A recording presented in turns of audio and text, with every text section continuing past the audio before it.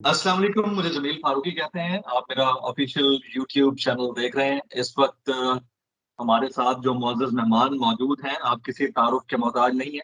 गुज़िश्ता कई दिनों से आपकी और आपकी अहलिया की वीडियोज़ बड़ी वायरल हुई हैं और आपका आप बुनियादी तौर पर अमेरिका में सेटल्ड भी हैं, पाकिस्तान में भी आते-जाते रहते हैं। जनाब आमिर खान साहब। अस्सलाम वालेकुम आमिर भाई। वाह जमील भाई, कैसे हैं आप? I am fine. आमिर भाई, बहुत ज़्यादा आपको लेकर हमारे यहाँ एक तरफ तो तारीफ भी हुई कि माशाल्लाह एक बियर्ड शख्सियत जिनकी दाढ़ी भी है और उन्हें अपनी अहलिया के साथ वो वीडियोस भी बनाते हैं और बड़ी जिंदगी बड़े तरीके से एंजॉय कर रहे हैं। फिर आपके साथ एक चीज कनेक्ट कर दी गई कि आप शायद लाहौर के कोई अल्लामा हैं या मौलाना हैं। पहले तो उस मिथ को क्लियर कर दीजिए कि ये किसने चीज वायरल की और क्यों वायरल की, आपसे मंसूब कर दी। जी, अलामा तो ऐसा है कि मैं स्टूडेंट ऑफ दीन हूँ, तो मैं मुफ्ती बन रहा हूँ अभी। तो मेरे हम्म, 2-3 साल हैं अभी मुफ्ती बनने में। तो इंशाल्लाह आई विल बी प्रीटी सून आलिम एंड मुफ्ती। तो ऑब्वियसली कुरान तो सीख रहा हूँ और दर्स निज़ामी कर रहा हूँ। लेकिन ऑब्वियसली अभी मैं सर्टिफाइड अलामा नहीं हूँ। इंशाल्लाह pretty hmm, soon I will be. लेकिन ऑब्वियसली ताल्लुक है कुरान से बड़ा गहरा, और सीखने का भी और पढ़ने का भी, पढ़ाने का भी। तो वो जी जी। कुछ हद तक ठीक है। तो लेकिन ये है कि जो मुफ्ती का टाइटल दिया है, obviously it's not a hmm, bad title, लेकिन मैं अभी नहीं बना। लेकिन हम्म, इंशाल्लाह 2 साल में सर्टिफिकेशन मिलेगी मुझे। राइट। आपने कहा कि सर्टिफाइड अल्लामा नहीं हूँ, लेकिन इंशाल्लाह कुछ अरसे में आप ये स्टेटस भी गेन कर लेंगे। अल्लाह ताला आपको इसमें मजीद तरक्की दे। आजकल मॉर्निंग शोज में बहुत अपीयर हो रहे हैं आप, उसकी कोई खास वजह है? नहीं, बस कोई ख़ास वजह नहीं है, बस वो मैं समझ गया हूँ आप किस मॉर्निंग शो की बात कर रहे हैं। तो बस वो नहीं, मैं इन जनरल पूछ रहा हूँ। अभी उस स्पेसिफिक मॉर्निंग शो की तरफ मैं बाद में आऊंगा। मैं इन जनरल पूछ रहा हूँ, कोई खास वजह है? हमारी भाभी की रिक्वेस्ट पे आप जाते हैं या आपको वाकईतन शौक है मॉर्निंग शोज में जाने शौक ऑब्वियसली बेगम को शौक है, तो इन्विटेशन हो अच्छी तो जाते हैं, व्हाई नॉट? लोग मिलना चाहते हैं, तो जब मिलना चाहते हैं वो खुश होते हैं मिलके।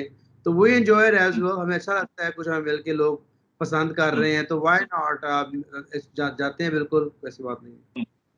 राइट। तो एक जो एक्सपेक्टेडली सर्टिफाइड मौलाना होने जा रहे हैं आने वाले दिनों में, उनको जी, जी। कैसा लगा होगा जब टेलीविजन स्क्रीन पर वो काम कर रहे हैं जो कि हमारी most of the public like नहीं करती। आई मीन कपल्स की सूरत में, गो कि आपका राइट है मियाँ बीवी की हैसियत से, लेकिन उसको नेशनल टीवी पर इस तरह से प्रोजेक्ट करना, do you think is it a right thing? Brother. Basically morning show था, एक गेम शो था, तो उसमें वो ऑल ऑफ अ सडन ऐसा प्लान नहीं था कुछ भी। तो ऑल ऑफ अ सडन वो कोई गेम थी एप्पल खाने की, तो जो मुश्किल बनी, तो वो जो होस्ट थी और उन्होंने बोला कि इस तरह कर लें कि आपके पार्टनर जो है माथे से टच कर दें। तो ऑब्वियसली इंटेंशंस ऐसी नहीं थी, लेकिन लोगों ने उसको नेगेटिव उठाया है। आई don't see anything bad in it, मुझे कुछ बुरा नहीं लगा, क्योंकि वो ऑन अ फ्लाई वो बना, तो क्लिप वैसे ही वायरल हो गया। लोगों को तो आपको पता है बस बहाना चाहिए कुछ उठाने के लिए, और स्पेशली अगर उस बहाने में आपको कोई रिलीजियस फिगर टारगेट हो, तो और ज़्यादा मज़ा आता है।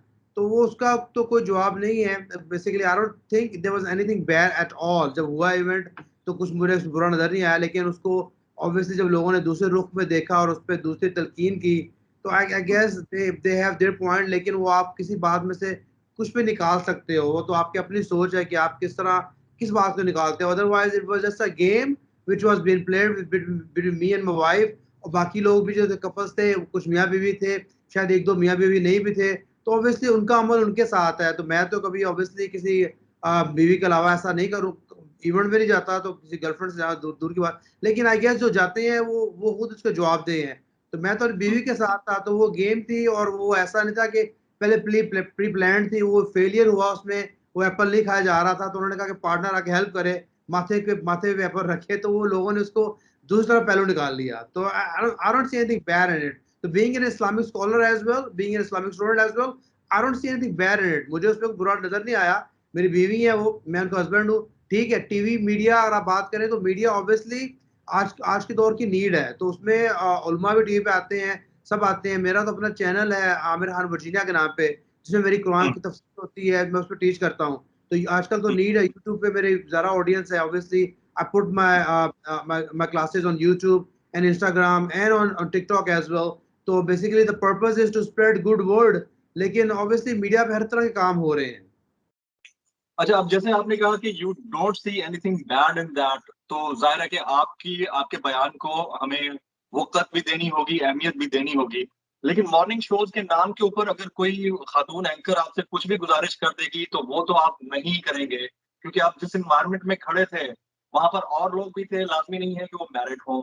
और दूसरा, जिस सोसाइटी और जिस कल्चर के अंदर हम रहते हैं, that is known as Islamic Republic of Pakistan. हाँ, आप अपनी अहलिया के साथ अपने एक घर के अंदर या दूसरी जगह के ऊपर तो अ, जिस तरह भी रहना चाहें उससे कोई कबाहत नहीं है उसके अंदर, लेकिन स्क्रीन के ऊपर जो इंप्रेशन गया है, do you have any regrets on that sir?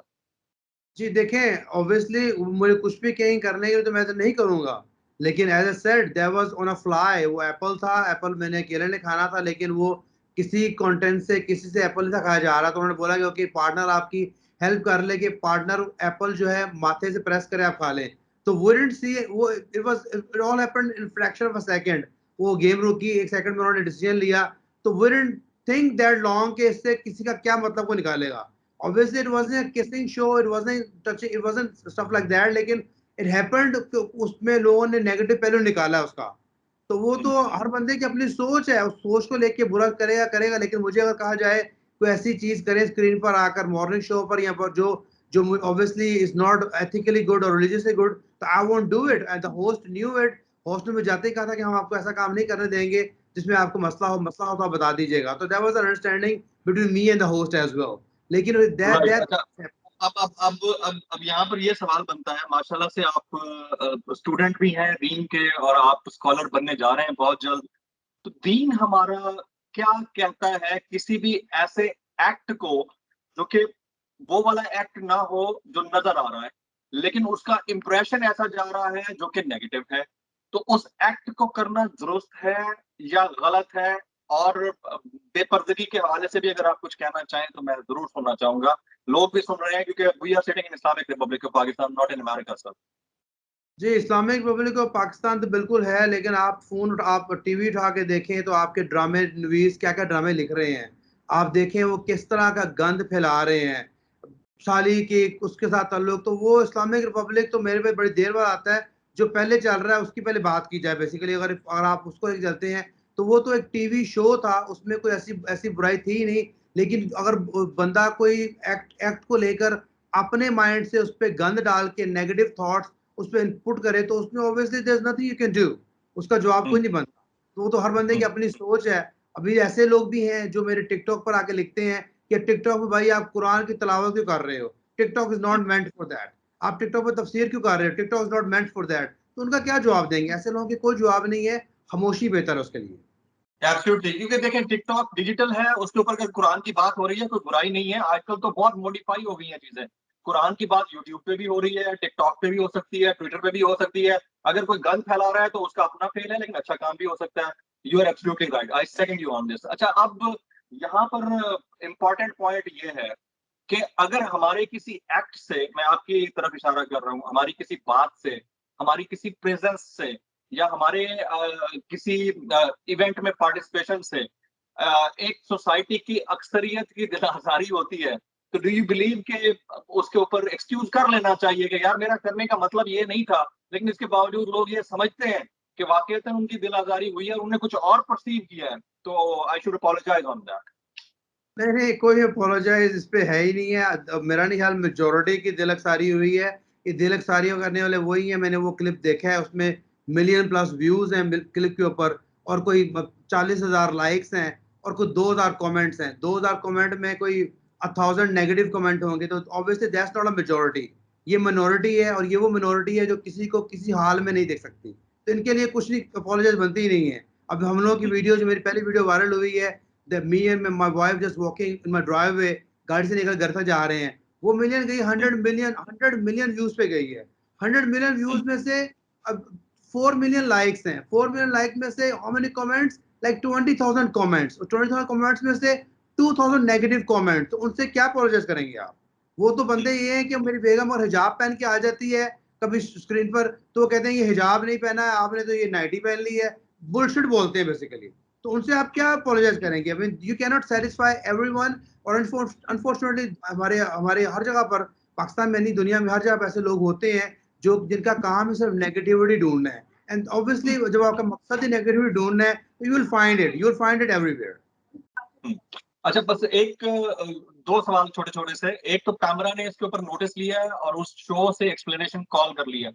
आपको लगता है कि पैमरा को नोटिस लेना चाहिए था? एक्सपेक्टेड ये है कि शो बैन हो जाएगा। आपको लगता है ऐसा करना चाहिए था पैमरा को?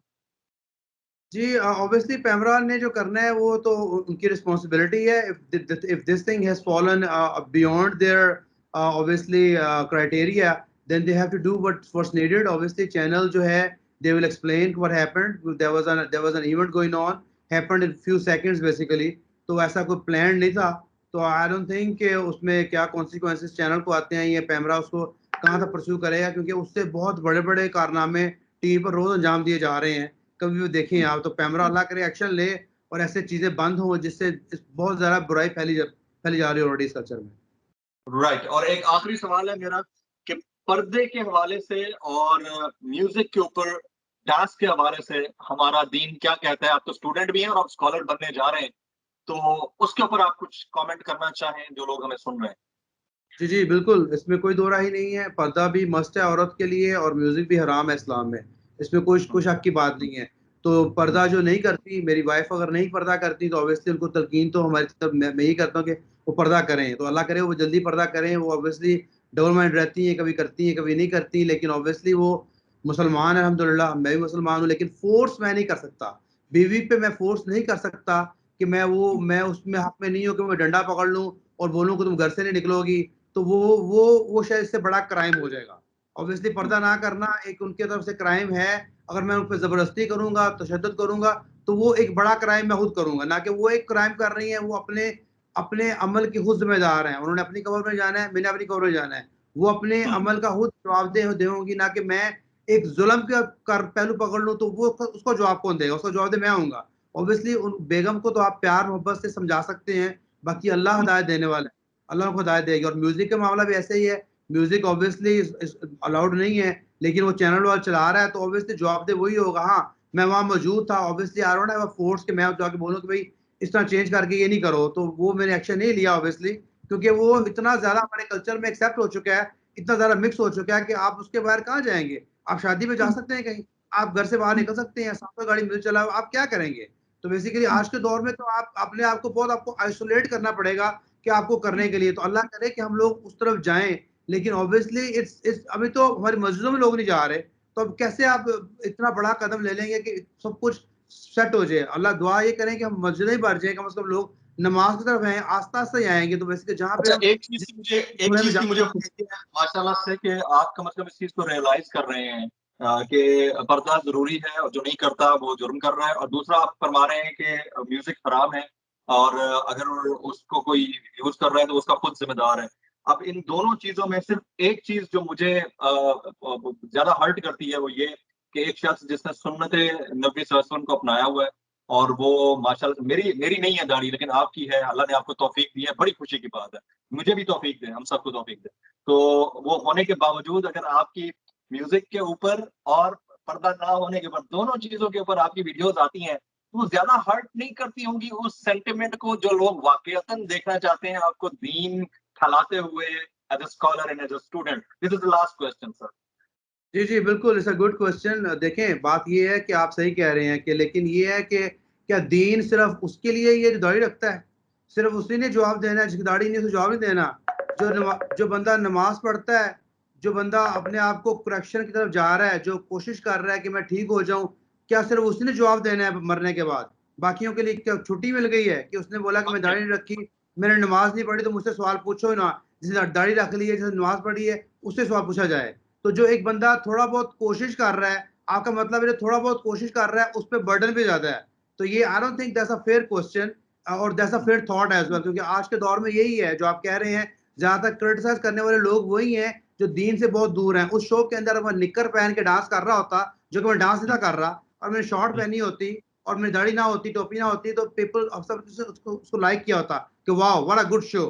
तो वो बेसिकली ये तो हमारे लिए शर्म की बात है, डूब मरने का मुकाम है ऐसी सोच रखना कि एक बंदा जो अगर दीन वाला है और म्यूजिक ना वो डांस कर रहा है, ना वो म्यूजिक प्ले कर रहा है, कुछ भी नहीं कर रहा। म्यूजिक कहीं और से प्ले हो रहा है, वो बेगम खड़ा है, तो उससे ज्यादा क्रिटिसाइज किया जा रहा है। ना कि वही बंदा अगर निकर पहन के क्लीन शेव करके आ जाए, तो देन थम्स वर अप कि this is a good thing, this is the way should be.